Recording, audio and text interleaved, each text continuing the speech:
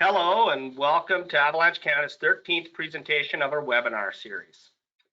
Good evening and good afternoon if you're from other parts of Canada other than Newfoundland. My name is Brent Strand and I'm your producer for the evening. Andy Nichols, our field tech in Newfoundland, is online as well, and he's going to be the moderator looking out for your questions and comments in the chat box. We are stoked that you're all here tonight. With COVID on the rise, or pardon me, not on the rise, but on the horizon, that's meant that Avalanche Canada is not out there delivering face-to-face outreach presentations with the public, but this format has really allowed Avalanche Canada to reach so many more people online. Our mission is to help educate backcountry users so you can go out and play safe. And we all want you to go out, know more, go farther, and come home. First off, I'd like to thank our sponsors. Without them and their support during these challenging economic times working with us, it would be harder to reach new backcountry users this winter, such as yourself. And before we begin, all you folks are muted automatically when you come onto the session today. There's going to be an opportunity to ask questions at the end of every presentation. And to do so, all you got to do is just hit the little raise hand button there on your dashboard, and I'll unmute you and you can ask a verbal question if you like. Or if you want to just type into the question chat box, that's another good way. That's found on your dashboard as well. Tonight's presentation is close calls in the Newfoundland backcountry. Avalanche Canada has a mandate to bring resources and services to all regions of Canada that experience avalanches. Newfoundland has a growing number of recreationists out exploring the backcountry, and they're seeing more involvement with the people and the avalanches in the terrain. Thus, we have expanded our program to build a field team in Newfoundland. And tonight, we're going to meet a couple of those technicians, Andy Nichols and Peter Thorlow. Our other panelists tonight, this evening, are backcountry enthusiasts who've explored Newfoundland by skis, boards, sleds, ice climbing. And they're going to each share a close call experience that they've had in hopes that you can learn from these stories and not repeat them yourselves. Our moderator this evening is going to be Andy Nichols. And he's been working with Avalanche Canada over the past few years and is now on our Newfoundland field team.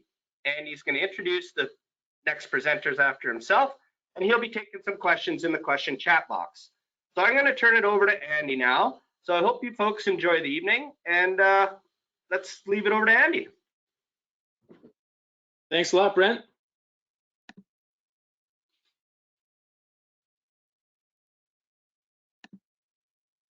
You guys hear me okay there? You're all good. Oh, good, excellent. Right on. Thanks everybody for joining our webinar tonight. We got a really cool lineup for really great stories about some close calls in the Newfoundland backcountry, some firsthand experiences with avalanches. But before we get going, I just want to show you guys some cool tools that exist here on the Avalanche Canada website. And some people may be aware of these things, but just in case, where some of this stuff is new to Newfoundland. So I've got the Avalanche Canada website open here. Just one second, I've got to move this guy. Okay.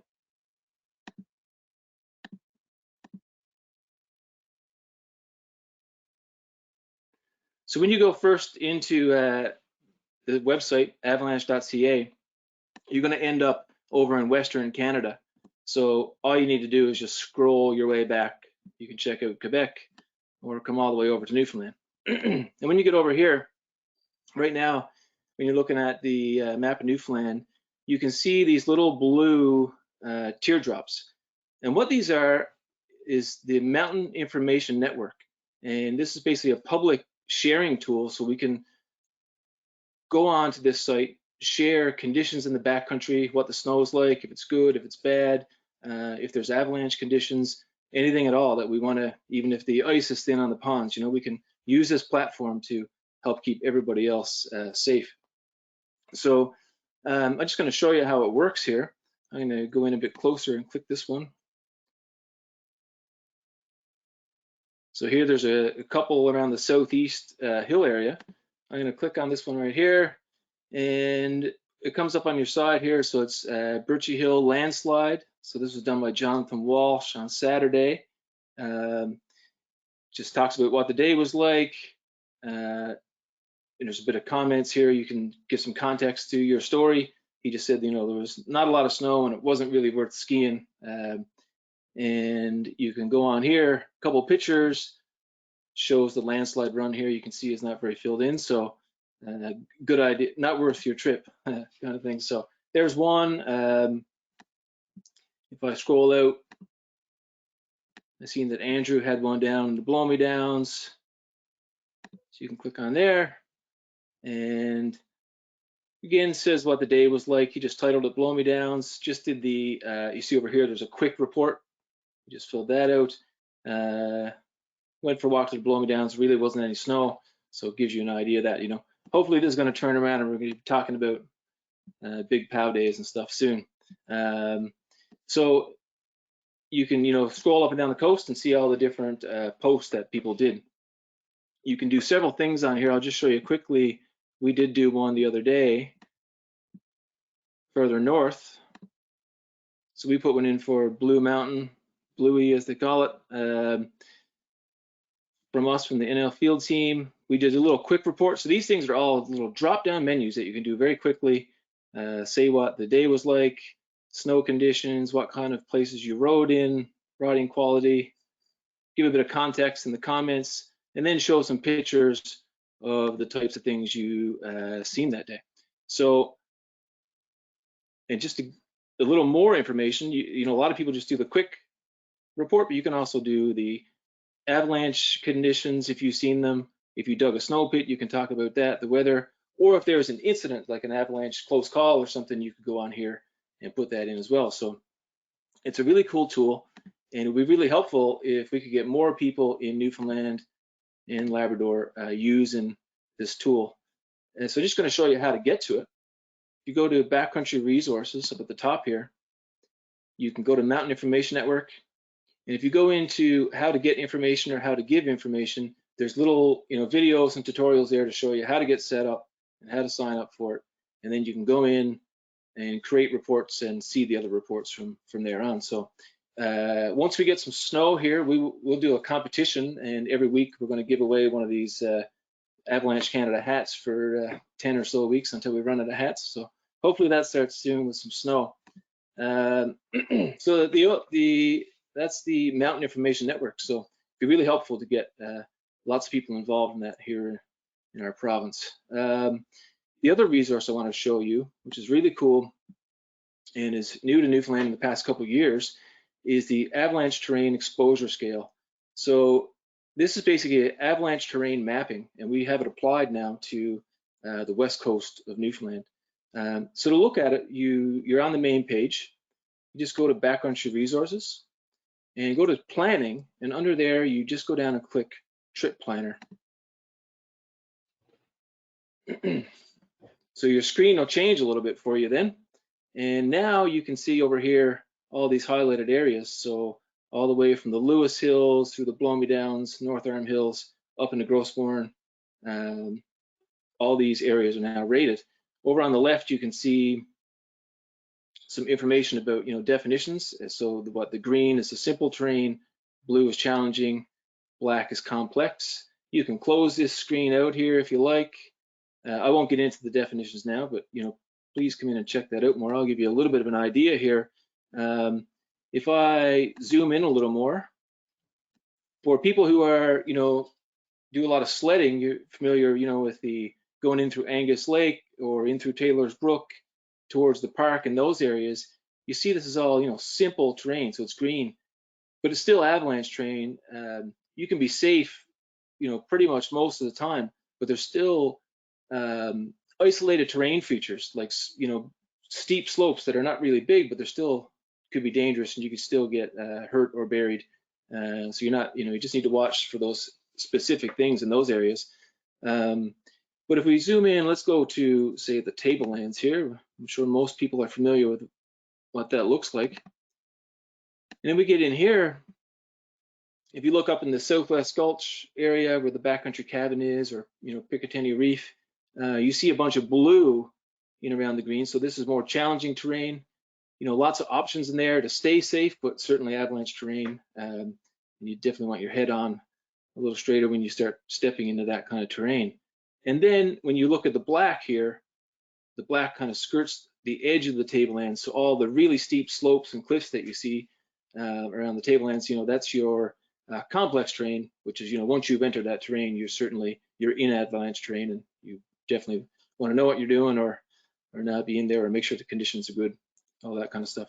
So that's the avalanche terrain exposure scale. So please check that out on our website as well.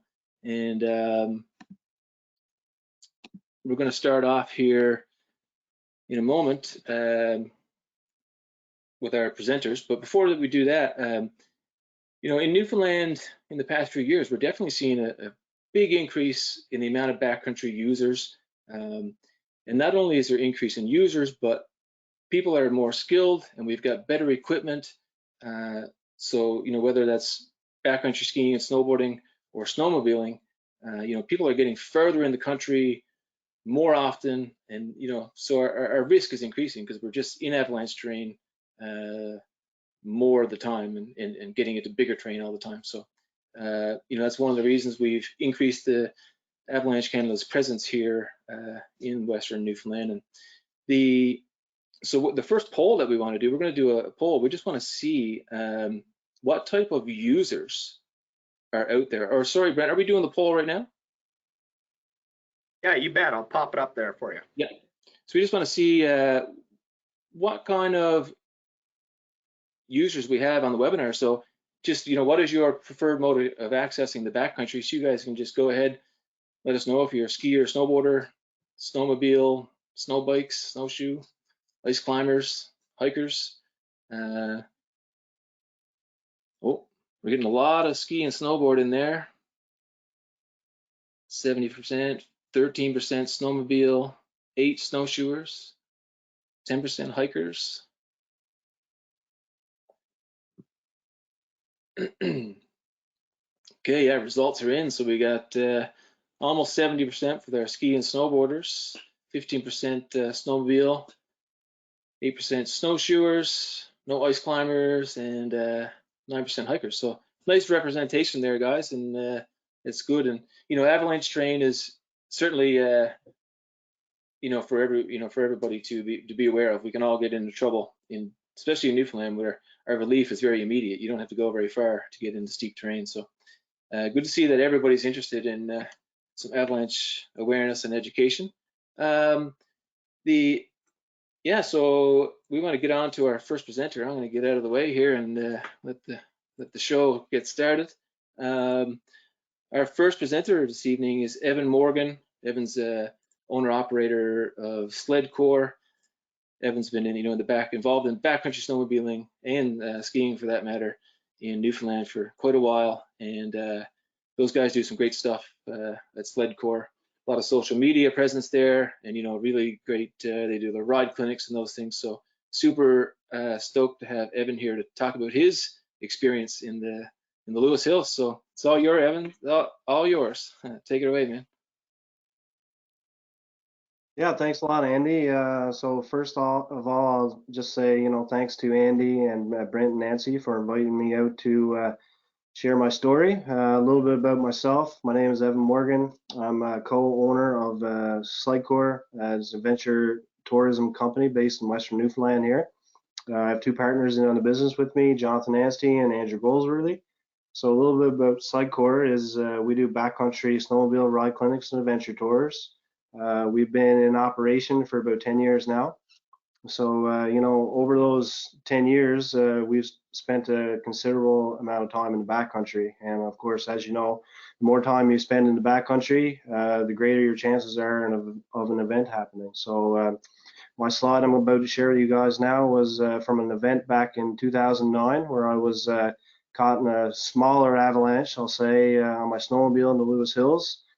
And, I was lucky to come away unscathed, but, had things gone a little bit differently, maybe the outcome could have been a little bit different. So I'll try to share my screen here now so you guys can see it. Yeah, you already got it shared. You just got to go into full screen mode there, Evan. Yeah, getting there. Oops. Okay, yeah. So as mentioned here, can you guys see is that full screen there? Oh, there we go. You betcha. Good to go. Okay, so yeah, so this picture is from a slide that happened the same day that I was caught in an avalanche in the Lewis Hills in more particularly Rope Cove Canyon of the Lewis Hills.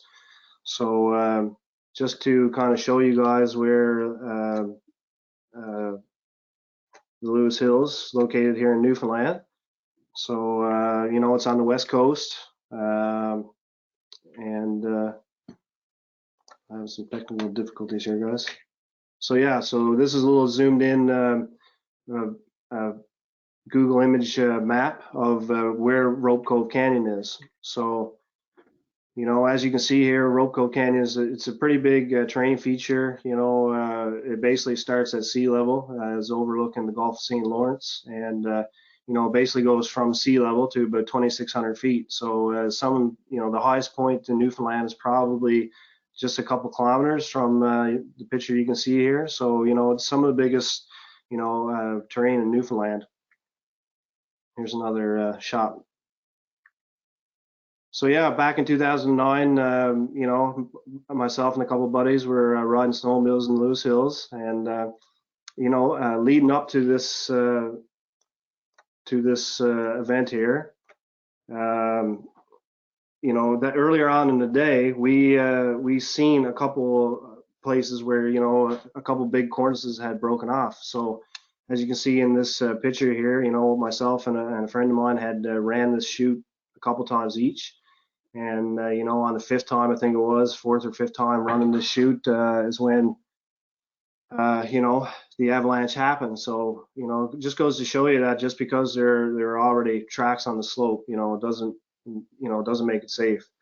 So a little bit more information about that. Leading up to this day, we had about 2 or 3 days of really warm temperatures. It was late May. We had a couple of double-digit days, and the sun was out in full power. So the snow was getting pretty heavy and loaded up. So that was a major contributor to the avalanche that I was in. So anytime you're in the backcountry, I strongly advise you to use your own judgment. Just because somebody was already on a slope and never had any issues doesn't mean that it's not going to happen to you. So, you can see what's happening here. I climbed up the chute, and as soon as I crested the top, it had broken away. I didn't know that it had broken away at that point. And so I turned around and jumped back down to the chute, and then, the rest is kind of history. I was, at that point, I was fully committed, and I was going into the avalanche. Another thing I'll add here is you can see the significant cornice to my right or left of the picture. Had that have broken away, too, it would have been a lot more snow coming down. So, I was pretty lucky to come out of it without any injuries or wipeout. And so, yeah, this is a screen grab from my GoPro at the time. And as you can see, this is kind of a textbook avalanche scenario where, the fracture happened right at the convex roll of the hill. So, and then of course, this is what I found myself in. And it doesn't look that big, and by BC standards or somewhere out west, I mean, this was a smaller avalanche, but the potential was still there, right? So that's pretty much my presentation. Use your own judgment out there in the backcountry, and go with your gut feeling. I always recommend that people go with their gut feeling. If you don't feel comfortable about something, maybe that's your body's way of telling you maybe it's not right. So get out there, get trained, stay safe, stay informed, get the training, and live to ride another day. And that's what this is all about. So I think before I turn it over to Paul here, I think we're going to run one more poll, and we're going to ask you guys, is there anybody out there that has any avalanche training, AST1 or AST2 or anything similar? So here you guys go.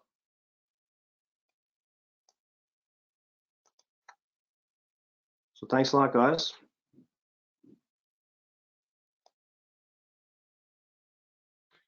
Yeah, Thanks a lot, Evan, I'm just, while the poll's going here, I got a question in the chat box there.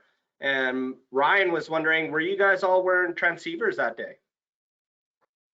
You know, I'll be honest, I was not. Like, this was back in 2009, and you know, at that point, I'll be honest, I didn't have a whole lot of avalanche training. So, you know, looking back on it, I wish I had, but you know, at that time, I didn't. So that was, you know, I think there was myself and there was a bunch of buddies there. There was another couple groups that were in that area and seeing it happen.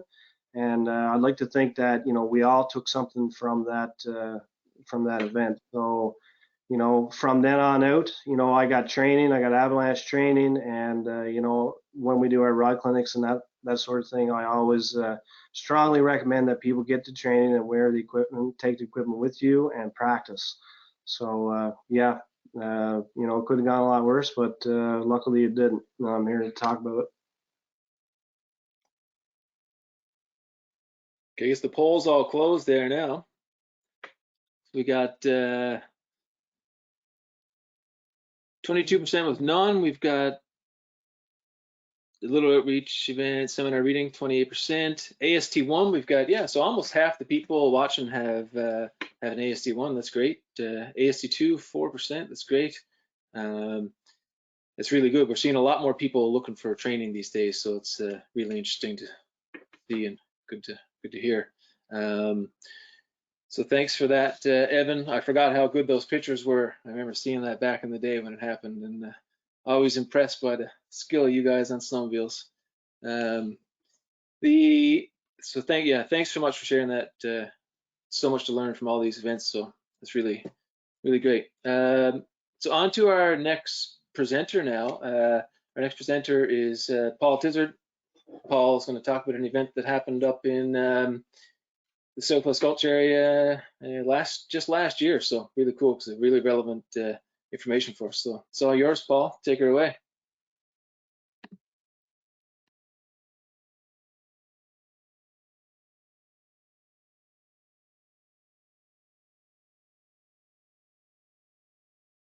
You're still muted there, Paul. Thank you. Here we go. Yeah, and you just got to go into full screen mode there.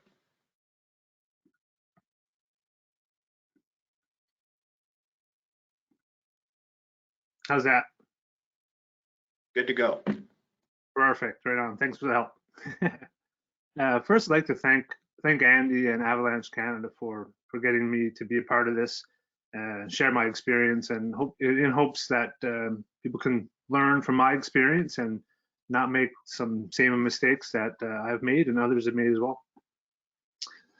So my incident I'm going to talk about happened in the Southwest Gulch region of the Tablelands, which is in Gros Morne. So we were, I think, on a 3 or 4 day trip where basically we go into the cabin there in Southwest Gulch and kind of go from there. And I believe this was day 2 of our trip. There hadn't been any fresh snow in like a week or 10 days, so everything was pretty bulletproof. And we had observed, you know, that everything was pretty bulletproof. I think we had a light dusting the day before, kind of thing. So we headed out for today from the cabin, and you'll see we go kind of across these down and across these 3 gullies.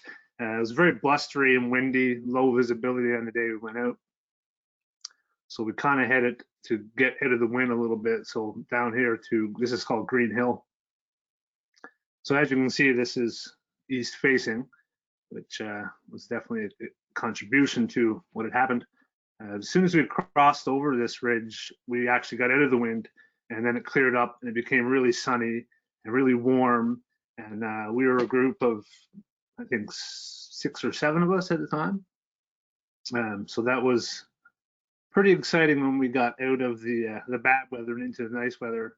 And that's, I think, you know, one of the mistakes that probably catches a lot of people, you know, like when you get caught up in that moment with people and having fun, and you kind of stop the constant assessment and kind of drop the conversation about avalanche conditions and whatnot.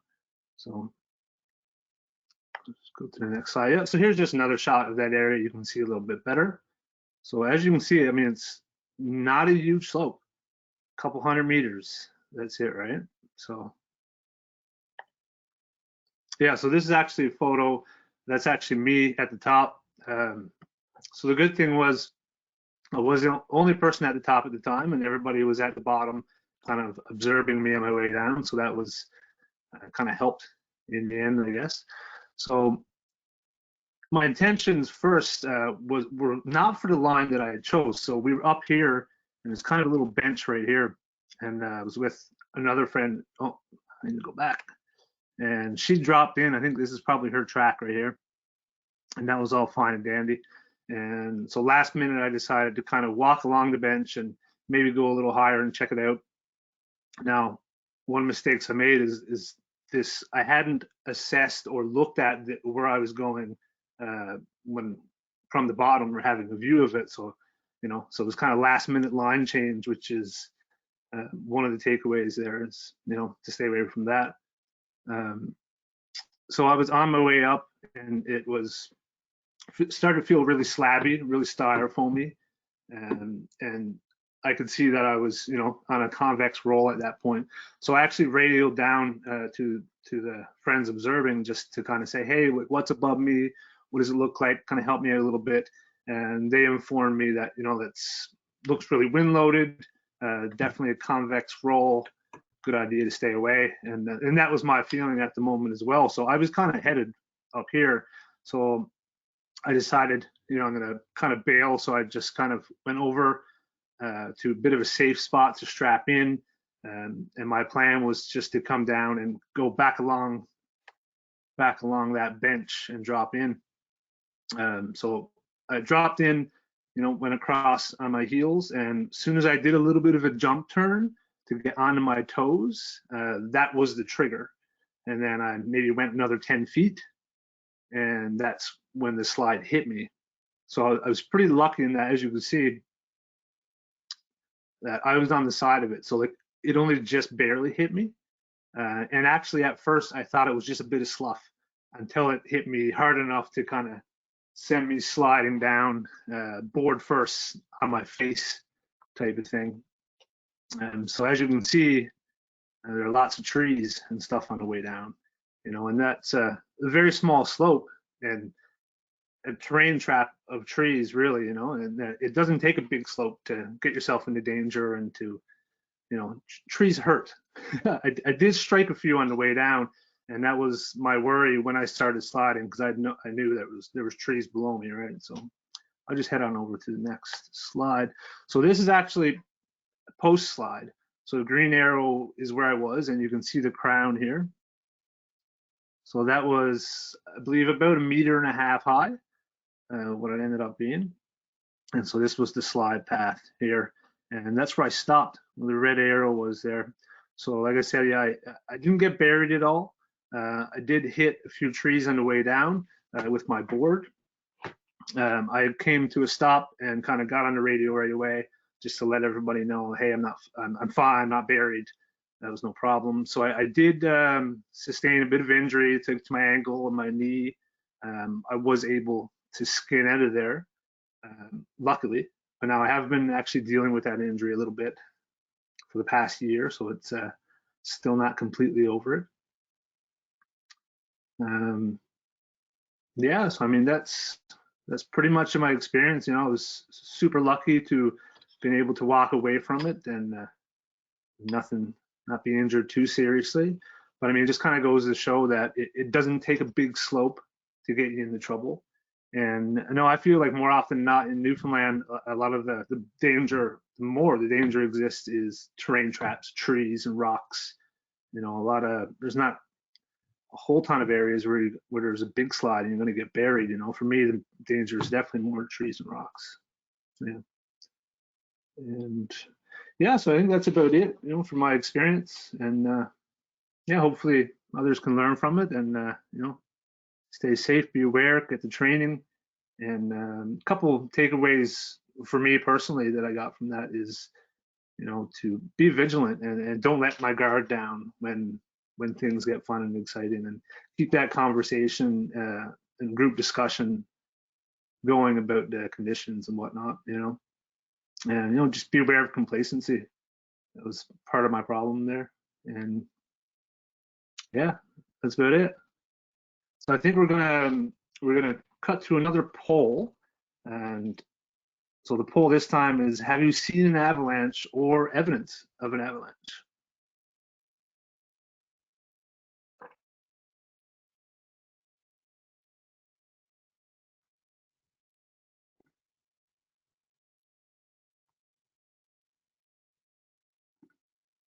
And also, guys, if you have any questions, feel free to ask.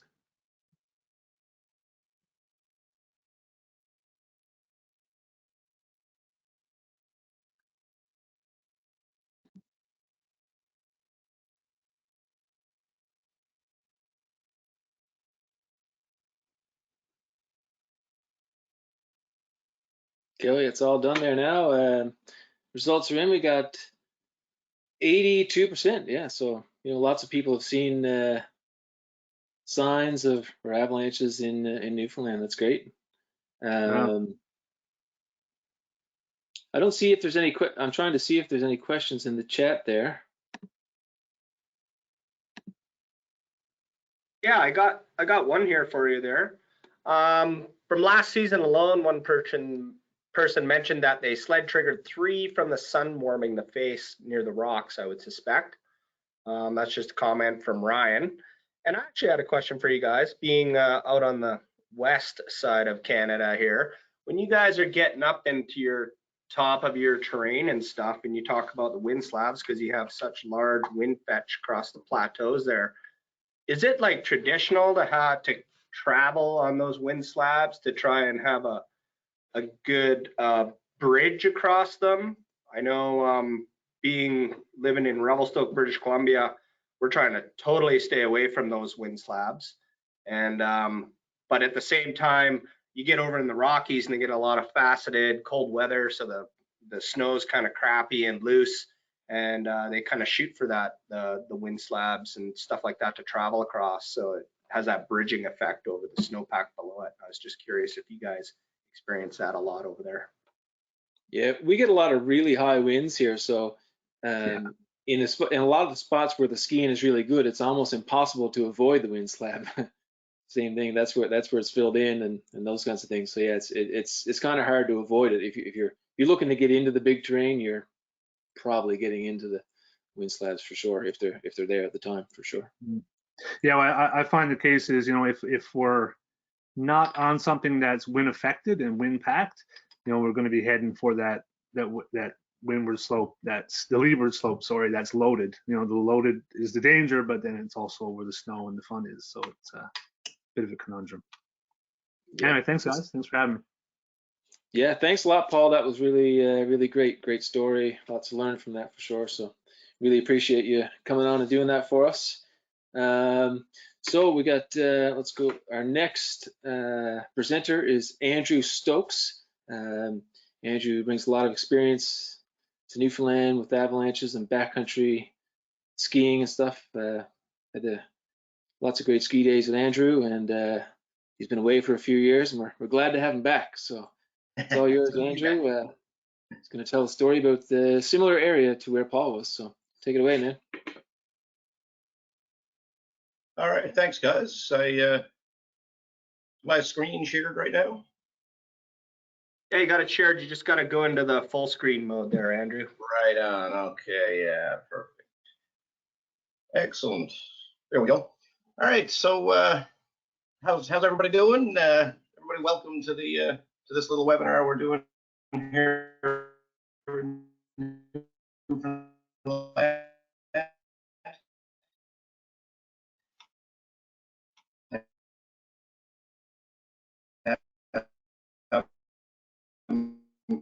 Pretty neat to see this kind of stuff here. I'm super stoked about it. I've been skiing here probably 20 years, but I've been out at Lake Louise area, and then have came back out here and actually piecing together a little bit of a guidebook and stuff. So hopefully that'll be around for people to look at someday in the future. Anyway, I just wanted to talk about an incident I had. Probably, I guess this was probably 8 years ago or so. I don't remember the year, but it was a little while ago. Got a lot more experience now. Definitely learned some lessons from this, and so some long-term lessons actually. Some stuff that you know, I've thought about in the time since that I didn't think about right away. But anyway, we'll get right to the story here. So similar area that Paul was, Southwest Gulch. This is Southwest Gulch running along here. If you can see my cursor. Yeah, I'll just use that. Running along here, Shoalbrook Pond here in the middle of it. And this is the Southwest Gulch cabin right here. So this is where we were staying. We had toured in along the trail that starts up at the community center, up in the upper right corner here. Comes in below Crow Mountain and basically follows roughly this path into the cabin. Pretty good terrain for traveling. You'll see I've got an 8's map of it now in a moment. As we were coming in, we actually saw some people high marking skidoos. They weren't supposed to be on their skidoos in this area here. It's inside the park and outside of the skidoo corridor, but nevertheless, we saw some ski markers high marking this, and to be honest, seeing that in a way kind of set everything off. That was probably the first sort of, or the way we took that was the first mistake we made. Is we saw that and our minds went straight to bomber snowpack. You know, we thought skidoos high marking in that bowl, then you know we're good to go.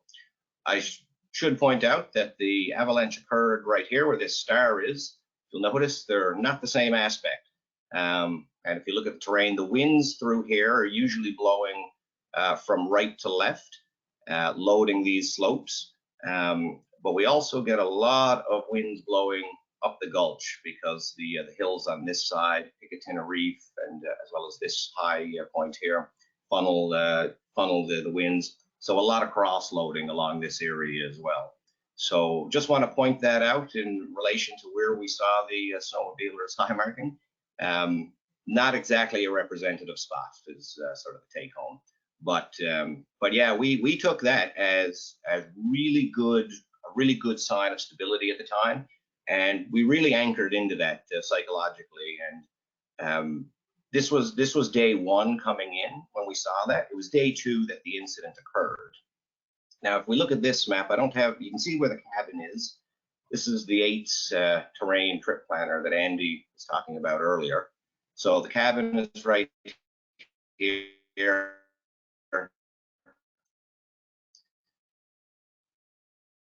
The trail, parking lot comes along here.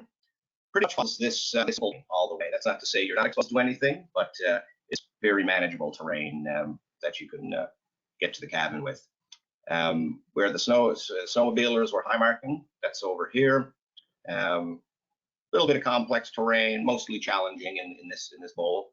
But yeah, the avalanche was this area right here. Actually, it was right about here. You can see that complex terrain there, big steep faces, lots of places to get into trouble. This is actually a view of the face that the avalanche occurred on.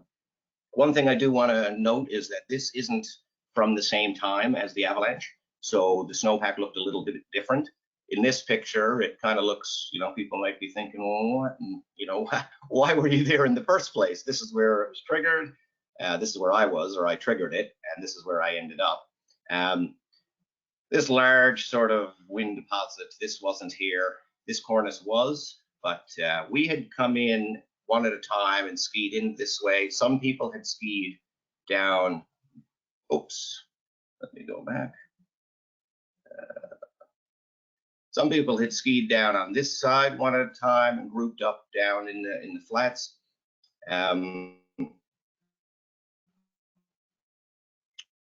I wanted to ski through here. Now, another thing I should mention is sort of the mindset we were in through all of this. Is it was me and a couple of friends, fairly good skiers. I'm going to say, I'll speak for myself right now anyways, probably better skiers than we were avalanche sleuths, we'll say. So we were, probably a little bit out of our depth back in these days, spending a lot of time developing skills on Marble Mountain, but then moving into the backcountry and wanting to ski big terrain, like in this photo. So yeah, between that was sort of the next big mistake in my mind, was kind of focusing in on skiing the rad line. And if I hadn't been so focused on that and taken a little bit more of a analytical approach, then this might have been different, very, very likely. But yeah, like I said, we had skied down through here. The others had skied one at a time down this side. I got to here. This is quite steep in here. Above it is a bit of a bench, quite steep in here. And this was all actually wind scoured. This was quite hard, quite icy, pretty locked down tight. And so, I hadn't seen any major red flags. Dropped down into this area, and all of a sudden, right where this X is, there was a large pocket of slab here, cross-loading from, as the wind was moving from, in this picture, from left to right. So this area cross-loaded up. This was completely, it wasn't bare, it was hard snow. My first turn, I made a jump turn right here, and it cracked, and down I went. One thing I can certainly say is that it was one of the more violent experiences of my life. If anybody's ever whitewater kayaked, then I can kind of relate it to being outside of your boat and tumbling down class 4 rapids. Not a good place to be, especially considering that you are probably you may not pop to the top in this one. So yeah, I tumbled down here. This is a shot from the bottom after. It's difficult to see the debris, but I painstakingly outlined it, as you can see. So I was lucky not to hit rocks. I was lucky I wasn't buried. I was buried up to my waist, actually, but I could still, I couldn't breathe, because one of the take homes that I found out from this was how much snow ends up packed in your throat. I had, when I stopped, I was up to my waist in snow, upright, but I had to cough 3 or 4 big coughs to get the snow plug out of my mouth and throat. So that was quite the eye opener. I wouldn't want to be buried with a snow plug, because I don't know if I'd be able to cough it out in that case. So that was quite shocking to me. The other thing that was, like I said, was very lucky, was that I didn't hit any rocks. There was no trauma issues. Again, quite lucky. You can see the terrain to the left and right. It's very rocky. If I had been in a pocket somewhere else, it might have been a lot worse. But yeah, and that's basically what happened. And like I was saying, or a couple of things we did right, I guess, in all this, making mistakes. We were all wearing beacons at the time. Everybody was confident with their beacon use. We were traveling, relatively safely in the sense that, we descended the face one at a time and regrouped in a safe spot. But unfortunately, I chose a different line than the others, and the line that I chose happened to have that pocket, and so I went for the big ride, and it was quite terrifying. Like I said, it was not something that I would ever want to do again. Major takeaways were, collecting more evidence, not just looking at one piece of evidence, and especially not extrapolating evidence from in this case, a south-facing slope to an east-facing slope. So that was a big one. And over the years, I've thought about it a lot, and I really think that a big part of it was just trying to get into big terrain first thing in the morning, early on a trip. Wanting to ski a hero line, and it could have gone a lot worse. So while I still enjoy skiing terrain such as that, I take a much more cautious approach to it, a much more humble approach. It's not about whether I can ski it or not. It's about, the question is, will it slide? Not about can I ski it. That's the first question. So yeah, that's the big thing I took away from it. I'm going to, oh, that's the end. If there's any questions, feel free to ask them. In the meantime, I've got another poll we're going to run here, and that is, has anyone triggered an avalanche here in Newfoundland? Has anyone, you know, we see a lot of people have seen some, but you know, who's triggered one?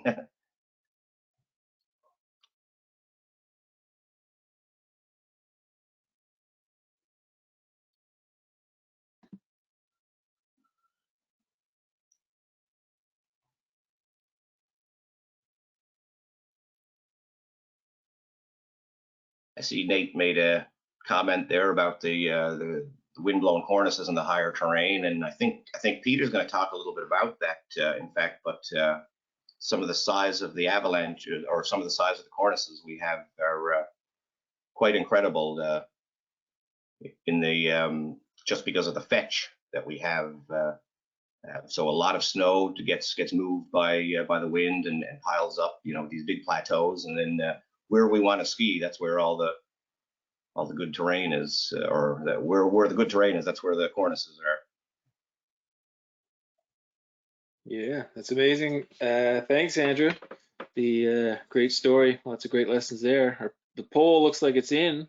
Got you know, 20% basically of the people who on the webinar have triggered an avalanche, was, you know, that's a pretty big number. So it's really interesting to see. I think there's a lot of people getting in the country these days, and you know, one thing I feel you guys can probably agree is that I feel in the past few years we're seeing more close calls, just because we're getting out there more often. You know, one time the cabin in Southwest Gulch, you could pick your weekend, you know, 10 years ago, and now it's, you're not booked early season, you're not getting that kind of thing. So you know, increase in sled technology, all those things, I think we're starting to see more incidents. So it's again, thanks for that, Andrew. Really good story, and No problem. Thanks to you, and thanks to AvCan for having us. This is excellent. Take care, guys. Awesome. Well done, man. Thanks. Yeah, guys. So on to our last presenter of the day. So we got Pete Thorlow coming up now. Pete's the other member of the field team here, so I'll let Pete introduce himself, but he's got lots to bring to the table from experience out west and here in Newfoundland. So going to talk about ice climbing, so a whole different bag of beans here now. So anyway, it's all yours, Pete. Hey guys, excited to be here. I'd like to thank those who've tuned in, and I'd also like to thank the previous presenters. You know, those guys sort of represent a huge amount of backcountry boundary pushing here in Western Newfoundland over the last 20 years or more, but not to allude to those guys' age. So a bit of personal background on me. I was born and raised here in Western Newfoundland, and yeah, I was lucky enough to have Marble Mountain, our local ski resort, at my fingertips from a young age. Sort of sparked the enthusiasm and the adventure, I guess. But I started climbing in Newfoundland in 2001. Yeah, I was at that stage, I was sort of committed to a full-time climbing career, or a passion, I guess. And I always did visit Newfoundland. I always came back every season, you know, as a prime motive, sort of the chase ice climbing. You know, I always felt like we had a great, you know, world-class venue here, and it was my home, so it was sort of a bonus. But yeah, I've always been getting after the ice climbing here, and I sort of grew up snowboarding and skiing here, so you know these guys on this webinar, and really excited to have them. So yeah, first I'll note a couple different styles of climbing which are a little unique to Newfoundland compared to maybe, you know, the Rockies or other venues in North America. We've got a lot of coastal climbing along the ocean. It's pretty spectacular and dramatic. And you know, you just can't really find that very many other places. We also have, and it's also a little more well known to other communities, is climbing in the fjords of Gros Morne. So these are granite fjords, glacially carved, and you know, they're sort of the areas that are known more to people from out of province and also within the province for bigger lines and bigger terrain. This is definitely not the only area like this in Newfoundland. It's just sort of in the northern part of the park in the well-known area. So I'd like to paint a picture of this terrain for you guys. Cue that photo, Grant. Are we up? Excellent. Everyone can see that. So yeah, Grossmoor National Park and the fjords. Just for a bit of scale and in our bearings here, this photo is orientated north to west with the fjords running east to west. Where my cursor now is Grossmoor Mountain, second highest point in Newfoundland, a little over 800 meters. And these sort of high plateaus fall into these fjords at about 100 meters down here. So this is where our incident happened. And if we just look at, to get an idea of relief here, 600 to 700 meters, these walls. And if you follow yourself north, this is 10 Mile Fjord, which I'll be talking about, Baker's Brook and the well-known Western Brook Fjord. This sort of terrain tends to repeat itself moving north. And yeah, and I think the most unique feature we have here are these high plateaus here. Basically, from here to here would be 6 kilometers. And as you can see, relatively flat. They also hold a lot of water. There's a lot of wet areas up here, and we get this great sort of seepage over the granite walls. The next picture I'm going to pull up is actually a feature called the cholesterol wall. The most known or recognized picture of ice climbing in Newfoundland, I'd say. But that is right here. So let's just note the size and scale. Our incident took place a little west of that. It's a very different feature. And there's one other photo I'll show of actually Andrew, a previous presenter, which is sort of tucked in a feature in here, which is hard to pull out the definition. But if you do look at the map, you can see these walls and these weaknesses everywhere. So this is a great skiing area. We do a lot up farther west, up further in the valley in the trees up here.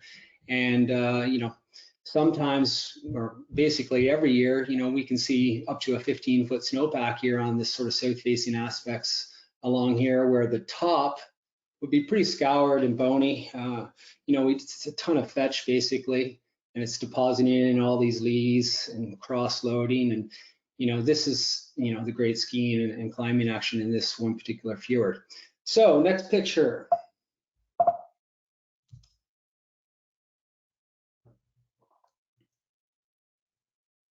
I'm having a tech problem here changing my photo. Kind of had this problem earlier. There we go. Sorry about that, guys. Click back, it should work there.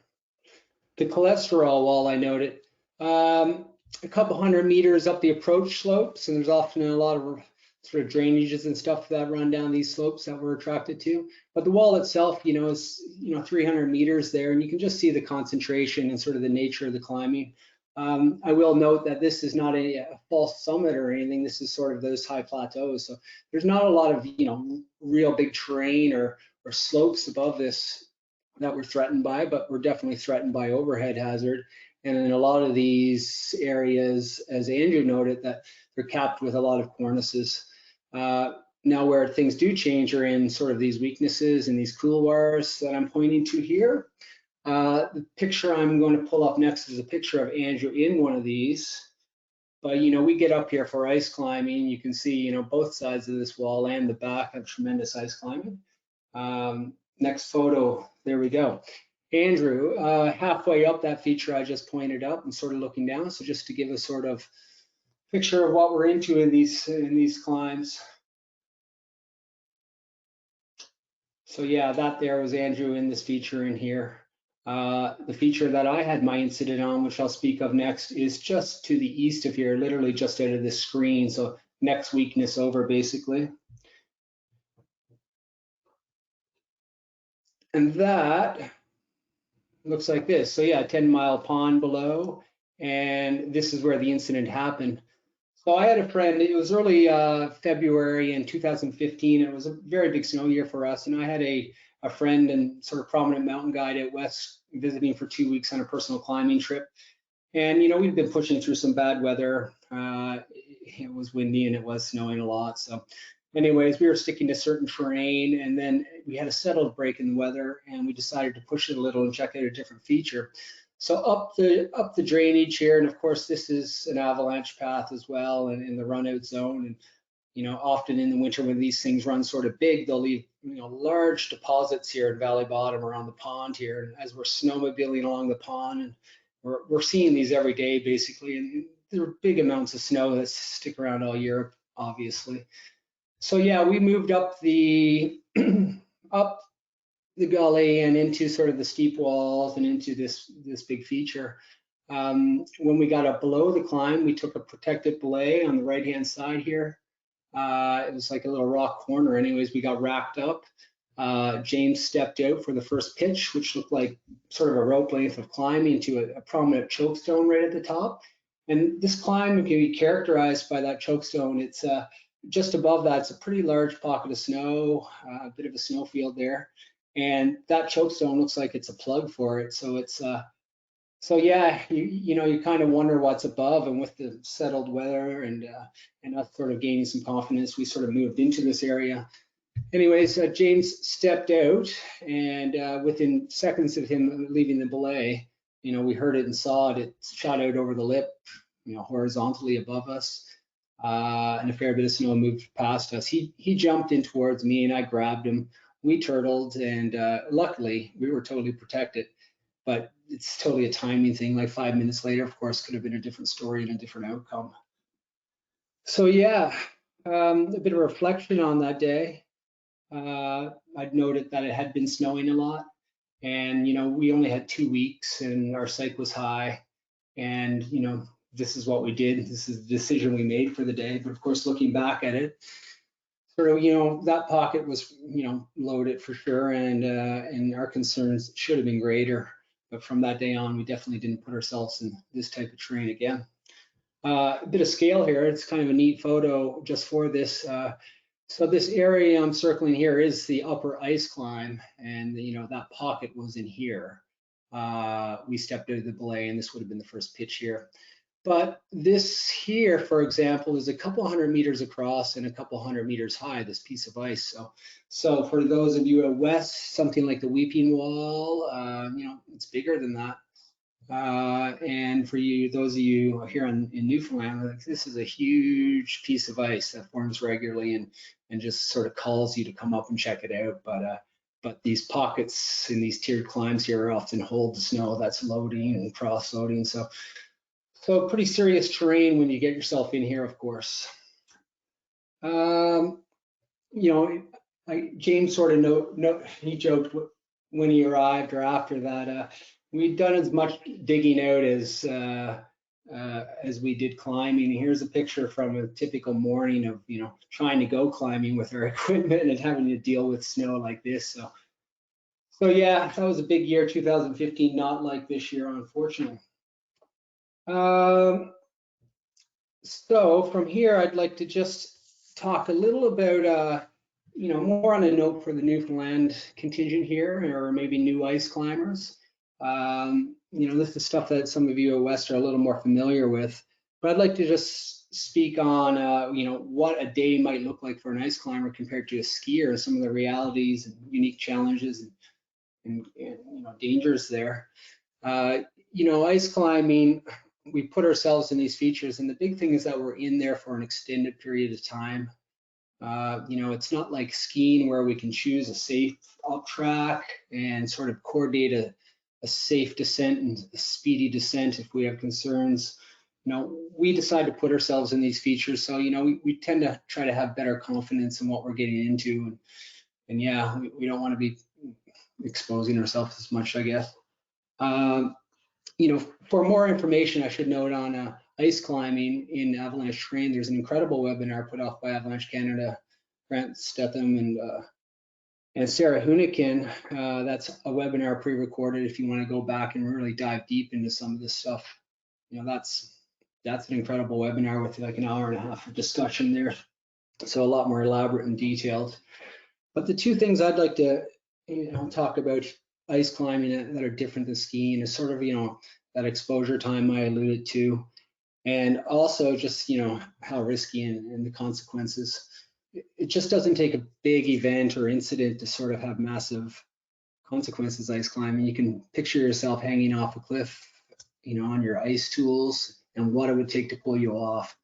So I tend to think about much smaller, avalanches can cause a lot more damage, I guess.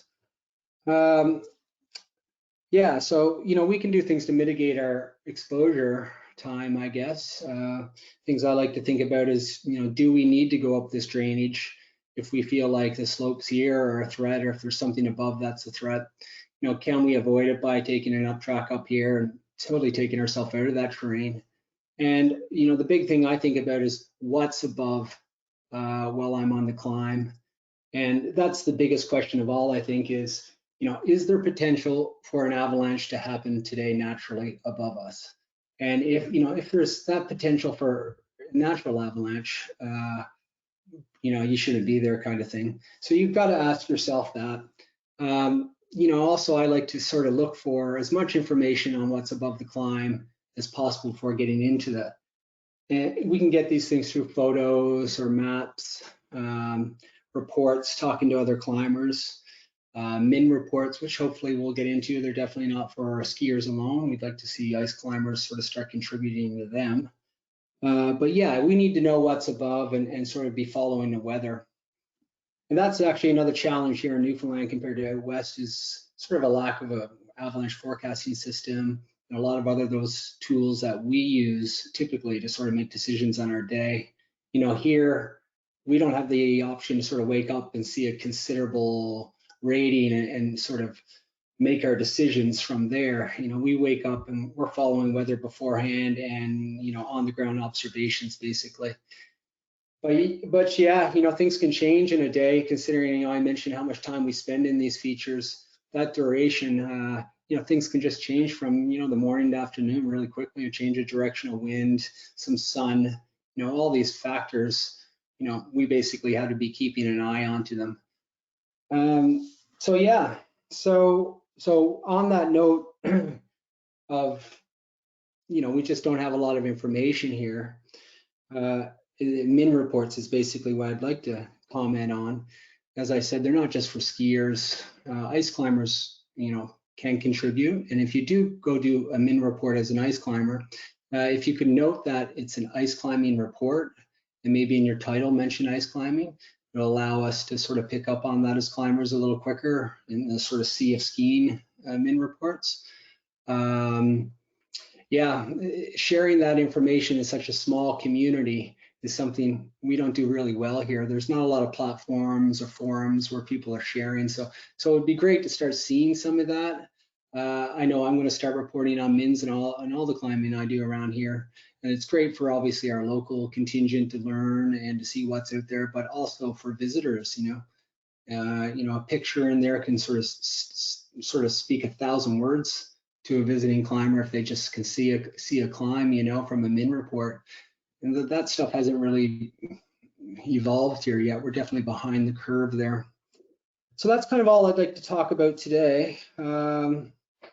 Yeah, I guess I have a poll question here too as well, and it's along the lines of who on this webinar, who's in attendance is actually from Newfoundland and Labrador?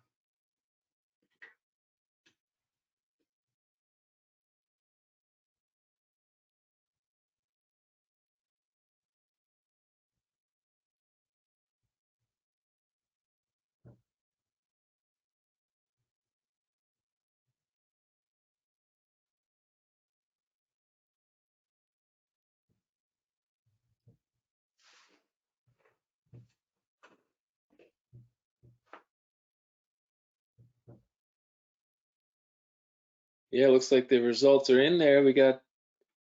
That's great. We've got 73 people, 73% from Newfoundland, which is great, but also really cool to see people out of province tuning in to see what's going on out here in Newfoundland. So thanks for that.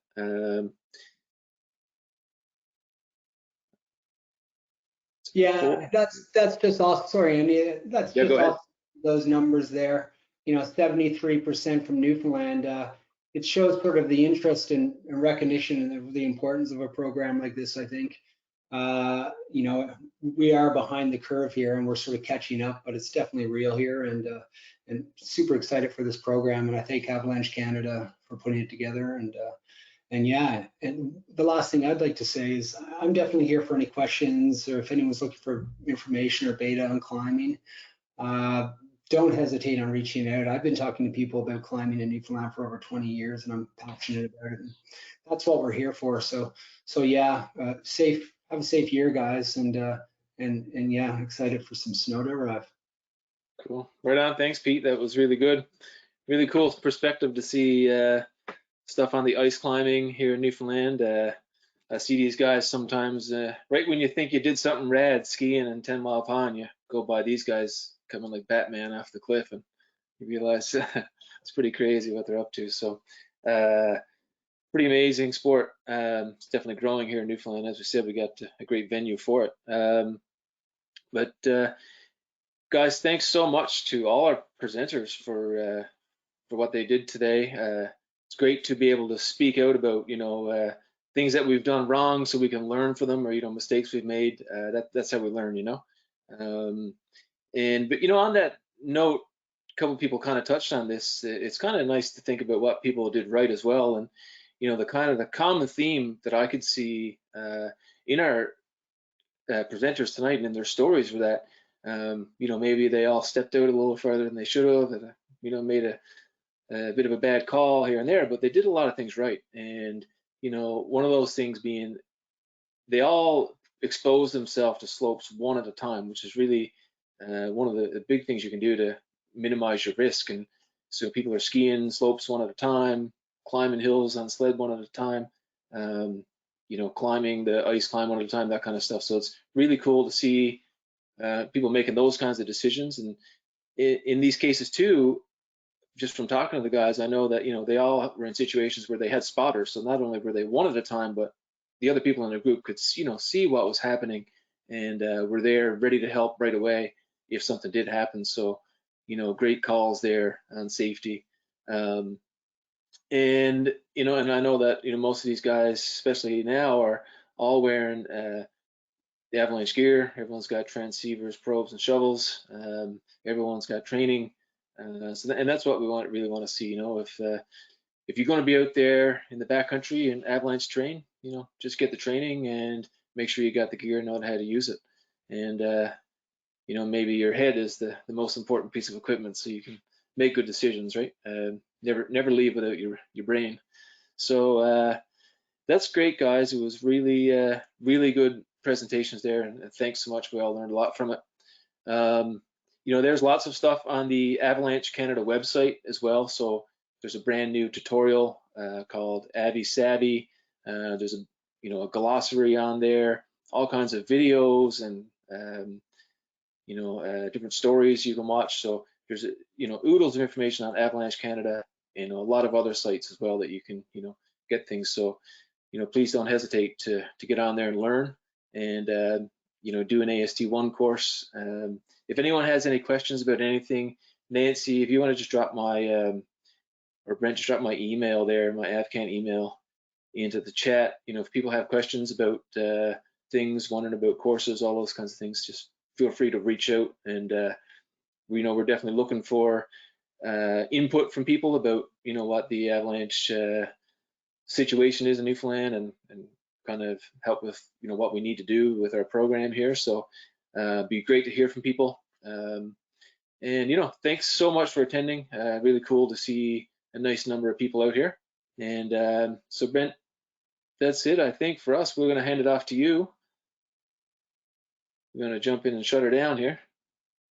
Awesome. Thank you guys so much for your presentations tonight. It's so great to see you guys coming on board. It's great to have the development of the new field team over in Newfoundland. We're pretty stoked over here on the West Coast, kind of looking forward to you guys' growing out there. You already kind of told everyone, there's so many resources on our website, avalanche.ca, your one-stop avalanche shop. If you haven't had any training or experience, go and find Avi Savvy. It's an online tutorial. It's brand new. It's super engaging, and it just gives you the basics to understand what you're up against before you go out there playing in the snow and in those big hills. With that being said, we're a nonprofit organization. We appreciate your interest in avalanche safety. All you folks that came out, we hope to tell your friends and co-riders and partners out in your groups on how great these sessions are, and there's more to come. You can support these essential services and programs like this by donating as little as $10 to Avalanche Canada. There's a link in the chat box right now. You can click on that, donate some cash, and just, it helps support these kinds of programs to help you folks make better decisions out there. And so you get more educated and you can go out on a more regular basis. Our next webinar is next Thursday, February 11th, choosing avalanche terrain. This presentation is going to focus on terrain that skiers access, but hey, everyone can learn from that kind of stuff on choosing terrain, whether you're a sledder, snowshoer, skier, ice climber, you name it. We hope you can tune in on that. Pre-registration is required, so sign up for those webinars, you guys. They happen every week. We just like to thank you guys all for coming out and showing an interest in avalanche safety. We hope you have a fun, enjoyable winter and safe from avalanches, and hope you guys have a good night. Take care. Thanks, Brent.